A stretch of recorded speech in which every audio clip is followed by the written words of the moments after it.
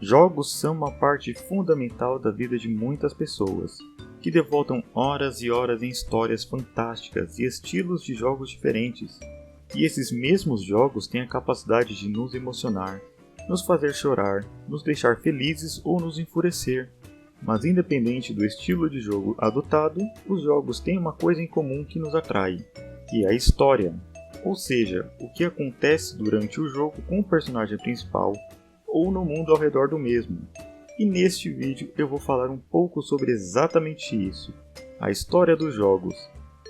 Como os jogos conseguem contar uma história que nos prende por inúmeras horas, mas apesar disso, ainda existem jogos que simplesmente caem no esquecimento.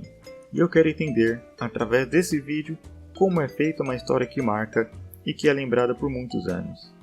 Eu me chamo Pedro Guilherme e este é o Metagames. É bem certo que existem histórias que marcam e que são lembradas por anos, porém, escrever uma história para um jogo de forma a marcar o jogador e ser lembrado não é uma tarefa fácil. Na verdade, existem inúmeras maneiras de criar uma história rasa para um jogo, porque histórias de jogos, diferente de filmes, séries ou até mesmo livros, não são lineares. Muito pelo contrário, histórias de jogos são dinâmicos. Ela pode mudar conforme o andar do jogo, pelo simples motivo de a história de um determinado jogo ter a presença do jogador, que faz as escolhas importantes durante o jogo, ou vive em um personagem dentro do jogo, como por exemplo em The Witcher 3, que muitos consideram o melhor jogo de todos os tempos, e que apesar de ter uma história que deve ser seguida, o jogador faz escolhas importantes que podem mudar o rumo de algumas coisas, como no início do jogo, onde o jogador se depara com um cidadão que foi atacado por um grifo, e após os bruxos expulsarem um grifo, o aldeão pergunta sobre recompensa por ter salvado a vida dele, e nessa hora o jogador tem a escolha de pedir um pagamento ou simplesmente negar um pagamento, o que muda levemente a visão que o cidadão tem do bruxo, e isso é uma mudança minúscula dentro do jogo, mas ainda assim uma mudança. Outro exemplo é com o próprio Barão, que é um arco mais marcante, e que dependendo das escolhas do jogador naquele arco, o Barão pode ter um fim trágico ou não. Em ambos os modos, o jogador teve a participação ativa na história, e por isso, criar uma história de jogos não é uma tarefa fácil. Mas como saber se uma história foi bem escrita em um jogo? A resposta na verdade é bem simples. Quando o jogador se perguntar em um jogo, o que vem a seguir? É aí que vai saber que a história está sendo bem escrita. Porque uma boa história sempre vai vir com essa pergunta, o que vem a seguir? Isso indica que o jogador está conectado com o personagem principal do jogo, o que torna o jogador curioso para saber o final da história. Por isso que The Witcher 3 funciona muito bem, porque o jogador se identifica com o personagem. E das muitas aventuras que o personagem passa, o jogador quer saber como termina. Um detalhe importante a se notar é que o personagem principal deve ser facilmente identificável. Não deve haver dúvida nenhuma sobre quem é o personagem principal. Não existe nada pior que o jogador jogar o jogo e se perguntar o que ele vai fazer no jogo. Como se o personagem que o jogador está jogando não estivesse fazendo nada significativo para ser considerado um personagem principal. Agora, como conduzir a história também é algo importante em um jogo. E um ótimo jeito de se fazer isso é com os levels, ou fases, que estes podem e devem incluir elementos históricos para que a história do jogo seja viva, e não apenas um pano de fundo. Se uma fase não contém elementos históricos sobre o que está acontecendo naquele mundo, a imersão pode se perder, e sem imersão a história do jogo se torna rasa e sem sentido. Então, para que a história não se perca, ela tem que ser mostrada e não contada, para que ela seja uma história viva e presente. Vejamos, por exemplo, BioShock Infinite, onde as fases por onde o personagem passa não somente contêm áudios para que o jogador ouça o que aconteceu, como também tem os elementos do que está acontecendo, como na própria feira onde o personagem se vê em uns jogos de feira, e um deles específico sobre revolucionários, mostrando não somente a feira, e sim a presença de revolucionários durante a trama do jogo. Mas não somente nas fases que a história deve ser mostrada.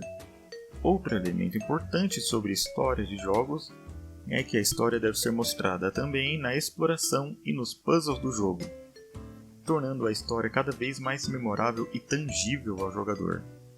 Porque se a história não estiver intimamente ligada a um puzzle ou à exploração, a história, por melhor que fosse, poderia ser aproveitada se estivesse em outro meio, como um filme ou série. O fato é, sem o jogo, a história ainda funcionaria? Agora, mesmo que o puzzle precise da história para funcionar e a fase contenha vários elementos da história para contar, ainda assim é um desafio contar a história, porque diferente dos filmes, onde o filme direciona a visão do espectador para onde ele quer, mostrando elementos da história, em um jogo tudo depende do jogador. É o jogador que vai ter que direcionar a câmera para algum elemento importante que mostra parte da história. Um bom exemplo é Abzu, um jogo simples onde o jogador deve nadar em um imenso mar e explorar o ambiente. E é um jogo perfeito para mostrar que muitas vezes o ambiente mostra a história que o jogo quer contar. Mas isso também depende do jogador parar para olhar e analisar o que está acontecendo ali naquele momento. Porque muitas vezes a história vai ser contada em paredes, e se o jogador não direcionar a câmera nessas paredes, ele vai perder elementos importantes da história.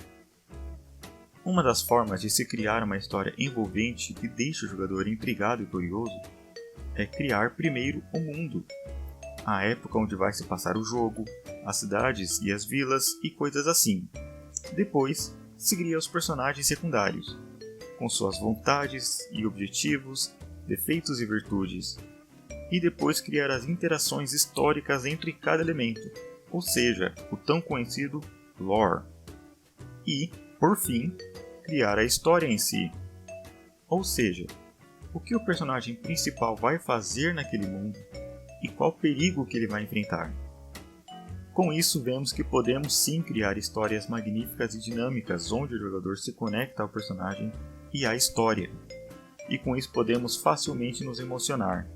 E o mais importante de tudo é que os desenvolvedores sabem muito bem disso, e usam isso para nos dar emoções em seus jogos. Muitas vezes eles criam situações nos jogos para nos dar alegria ou raiva, como, por exemplo, novamente em BioShock Infinite, onde o personagem, ao adentrar na cidade maravilhosa, se depara com inúmeros elementos fantásticos e dá ao jogador a sensação de utopia. Mas logo o jogador se vê com um defeito enraizado na cidade, o preconceito contra negros. E com isso o jogador que se viu maravilhado por aquela cidade, agora tem conflito com ela, porque viu que a cidade bela é uma fachada onde encobre uma podridão das pessoas que ali estão. Os desenvolvedores esperaram todo esse tempo e passeio pela cidade para dar esse impacto ao jogador quando ele chegasse na feira. Por enquanto, vemos que histórias de jogos são dinâmicas e causam problema para o jogador, porque ele tem que mudar a história. E existem várias formas de fazer isso, mas vamos considerar um jogo que tenha tão poucos elementos históricos, que a história em si é feita única e exclusivamente pelo jogador. Ou seja, o desenvolvedor não escreveu uma história. Para que o jogador se conecte à história, ele faz as escolhas do personagem principal. Ele que decide o final da história, e muitas vezes o personagem principal é criado também pelo jogador. Assim o jogador se sente parte da história e pode se conectar a ela, o que cria um problema enorme, porque isso significa que, caso eu não dê autonomia ao jogador, ele sempre vai se sentir alienado e fora da história? Então eu nunca vou poder contar uma história fixa, porque o jogador não vai se sentir nunca parte dela? De modo nenhum.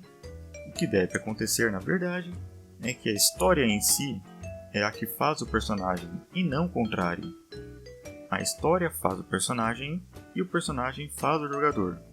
E com isso não haveria problema nenhum em contar uma história fixa, porque a história vai mover o jogador ao mover o personagem.